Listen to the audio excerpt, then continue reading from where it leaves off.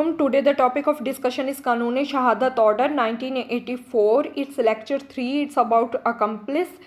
Question आ जाता है LLB में भी और competitive exams में भी. accomplice is unworthy of credit unless is corroborated in material particulars. Discuss करें या accomplice, who is accomplice, उसकी वैल्यू क्या है एविडेंस की, तो क्या वो ट्रस्ट वर्दी विटनेस है या नहीं है. ये चैप्टर 2 है ऑफ द विटनेसेस, जिसमें अकम्प्लिस के बारे में बताया गया है. अकम्प्लिस क्या होता है कि ये guilty associate a partner in crime जो है उसको हम बोलते हैं अकम्प्लिस.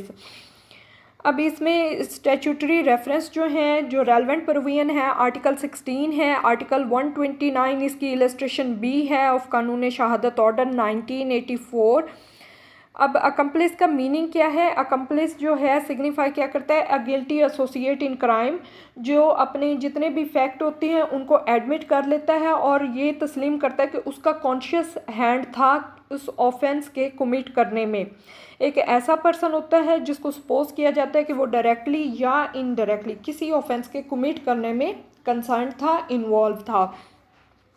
अब ब्लैक लॉ डिक्शनरी कहती है कि एक पर्सन जो कि किसी भी तरीके से किसी ऑफेंस के, किसी क्राइम की कमीशन में कंसर्न्ड हो, किसी दूसरे बंदे के साथ एसोसिएट हो, किसी दूसरे जितने भी गिल्टी हैं, एक्यूज्ड पर्सनस हैं, उनके साथ एसोसिएट रहा हो, पार्टनर इन क्राइम रहा हो, तो ऐसा पर्सन अकम्प्लिस कहलाता है. अब इसमें क्या है कि इसकी 3 कैटेगरीज आगे बता दी हैं कि प्रिंसिपल ऑफेंडर भी हो सकता है in first degree, second degree भी हो सकता है और एज एन एक्सेसरी भी हो सकता है. अब एज एन एक्सेसरी क्या है कि ये जो अकम्प्लिस है ये फैसिलिटेट भी कर सकता है उसको before the commission of crime और after the commission of crime. Before the commission of crime कैसे करता है कि by abetment, by facilitating him, कोई उसको सहूलतकारी देता है, उसकी हेल्प करता है या उसको अपने पास रखता है क्रिमिनल को, जो प्रिंसिपल ऑफेंडर्स होते हैं उनको, या अगर वो क्राइम कमिट करके आ जाते हैं तो बाद में उनको किसी भी तरह की कोई भी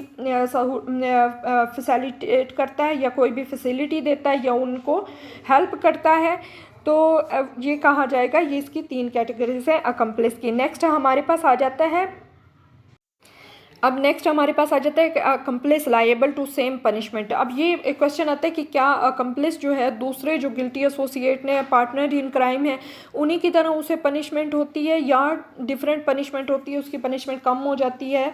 तो इसके बारे में है कि वो एक ऐसा पर्सन है जिसने ऑफेंस में हेल्प की है या पार्टनर इन क्राइम है जो कि knowingly, voluntarily and intentionally unites with the principal offenders, जितने भी हैं उनके साथ. तो कॉमन इंटेंशन उसकी आ जाती है जो कि एक्सप्रेस भी हो सकती है, इम्प्लाइड भी हो सकती है, चाहे वो फिज़िकली किसी भी ऑफेंस में, किसी क्राइम के कमिट करने में उसने पार्टिसिपेट किया हो या ना किया हो, तो उसको गिल्टी डिक्लेयर कर दिया जाता है और उसको सेम पनिशमेंट मिलती है जैसे कि प्रिंसिपल ऑफेंडर्स को मिलती है. तो उन सब की पनिशमेंट एक जैसी ही होती है. नेक्स्ट हमारे पास आ जाता है आर्टिकल 16 में अकम्प्लिस का, कि क्या अकम्प्लिस एक कॉम्पिटेंट विटनेस है या नहीं है. जब ये क्वेश्चन आ जाता है कि अकम्प्लिस जो है ये कॉम्पिटेंट विटनेस है या नहीं, तो आर्टिकल 16 कहता है कि हाँ वो एक कॉम्पिटेंट विटनेस है अगेंस्ट अदर एक्यूज्ड पर्सन जो उसके साथ किसी भी क्राइम में पार्टनर रहे हो, एसोसिएट रहे हो. अब यहाँ पे वो आगे कहता है आर्टिकल 16 कि जो भी पर्सन अकम्प्लिस की एविडेंस पे किसी भी एक्यूज पर्सन को जब गिल्टी डिक्लेयर कर दिया जाए, कन्विक्शन इम्पोज कर दी जाए, तो वो इलीगल नहीं होगी merely because it proceed upon uncorroborated testimony of an accomplice. तो ये कह के आप उसकी कन्विक्शन को इलीगल नहीं डिक्लेयर कर सकते कि ये एक अनकोरैबोरेटेड टेस्टिमनी थी. ये कोर्ट की डिस्क्रिशन पे होता है कि वो किसी भी विटनेस को कॉम्पिटेंट डिक्लेयर करती है. जैसे कि आर्टिकल 3 में है कि ये कम्प्लीटली जो ऑफिसर होता है कोर्ट का वो ऑथोराइज होता है, कोर्ट की डिस्क्रिशन होती है कि वो किसी को कॉम्पिटेंट विटनेस डिक्लेयर करे या ना करे. तो अकम्प्लिस जब कोर्ट डिक्लेयर करते कि कॉम्पिटेंट विटनेस है तो वो कॉम्पिटेंट विटनेस है. इसमें आगे एक्सेप्शन आ जाती है कि हद के केसेस में अगर कोई ऐसा ऑफेंस है जिसकी जो के पनिशेबल है विद हद, तो यहाँ पे अकम्प्लिस की एविडेंस नहीं कबूल की जाएगी और वो कॉम्पिटेंट विटनेस नहीं होगा। नेक्स्ट हमारे पास आ जाता है आर्टिकल 129, कोर्ट में presume existence of certain fact. इसकी इलस्ट्रेशन बी कहती है कि accomplice is unworthy of credit unless he is corroborated in material particulars. अब नेक्स्ट आ जाते हैं कि admissibility of accomplice evidence, uncorroborated testimony जो है अकम्प्लिस की वो एडमिजिबल है या नहीं है। अब इसमें आर्टिकल 16 कहता है कि एडमिजिबल है। अब अकम्प्लिस की टेस्टिमनी कब ली जाती है, कब उसको एज ए विटनेस प्रेजेंट किया जाता है, जब और कोई एविडेंस ना हो और जो प्रिंसिपल ऑफेंडर है उसको सज़ा देनी हो, उसका ऑफेंस प्रूव करना हो, तो तब अकम्प्लिस की एविडेंस ली जाती है। अब यहाँ पे आ जाता है कि एविडेंस जो अकम्प्लिस की है उसके corroboration जो ज़रूरी है या नहीं है। तो ये है कि वो कॉम्पिटेंट विटनेस है, उसकी एविडेंस एक्सेप्ट की जाती है without corroboration according to article 16। लेकिन रूल ऑफ प्रूडेंस कहता है कि अकम्प्लिस की एविडेंस मस्ट बी corroborated। ये अनसेफ है किसी भी पर्सन को अकम्प्लिस की एविडेंस विदाउट corroboration, उसकी जो एविडेंस है उस पर किसी भी पर्सन को गिल्टी डिक्लेयर करना, कन्विक्ट डिक्लेयर करना, ये अनसेफ है। अब क्या ज़रूरत होती है corroboration की, necessity of corroboration of accomplice evidence, ये रूल ऑफ प्रैक्टिस है जो कि has acquired ultimate importance of rule of law. इसमें ये है कि जब अकम्प्लिस एक कन्फर्म्ड क्रिमिनल है तो ये रिस्की है कि उसकी स्टेटमेंट के पे कि जस्ट उसकी अनकोरबोरेटेड स्टेटमेंट पे किसी भी पर्सन को क्रिमिनल कन्विक्ट करना, उसको गिल्टी डिक्लेयर करना, क्योंकि वो खुद एक कन्फर्म्ड क्रिमिनल है, उसकी जो एविडेंस है वो ट्रस्टवर्दी नहीं है। तो इसमें क्या होता है कि बाज़ औक़ात जो अकम्प्लिस होता है वो अपने आप को सेव करने के लिए, अपने आप को बचाने के लिए किसी भी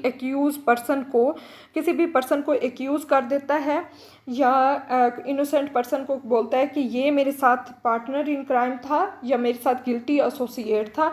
तो इसलिए अकम्प्लिस की जो एविडेंस है must be corroborated।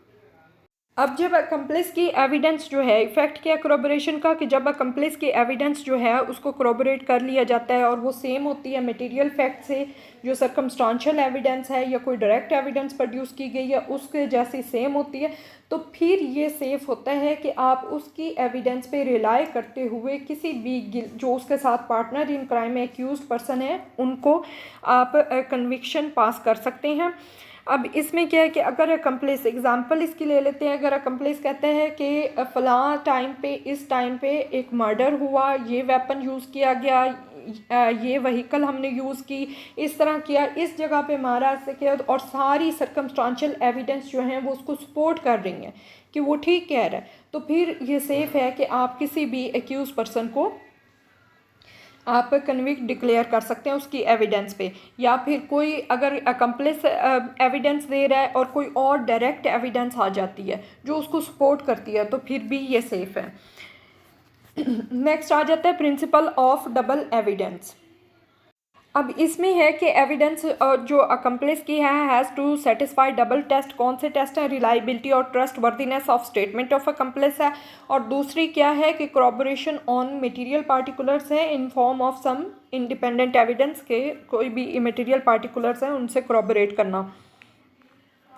Competency of accomplice as a witness है कि आया वो कम्पिटेंट है कि नहीं, ये हम पहले भी डिस्कस कर चुके हैं कि अकम्प्लिस जो है वो कॉम्पिटेंट विटनेस है अकॉर्डिंग टू आर्टिकल 16, और ये कोर्ट की डिस्क्रिशन है कि वो किसी भी पर्सन को as a competent witness declare कर दे तो उसकी एविडेंस पे जो कन्विक्शन होगी वो इलीगल नहीं होगी।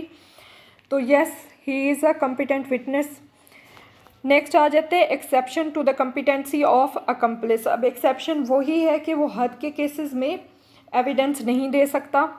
नेक्स्ट ये सारे केस लॉज हैं, जिन लोगों ने केस लॉज लिखनी है वो यहाँ से नोट कर सकते हैं। एक और वीडियो बनाएंगे उसमें केस लॉज के साथ ही इस टॉपिक को डिस्कस करेंगे। So this is end of my video. Thank you so much. Please subscribe my channel. Allah हाफिज़।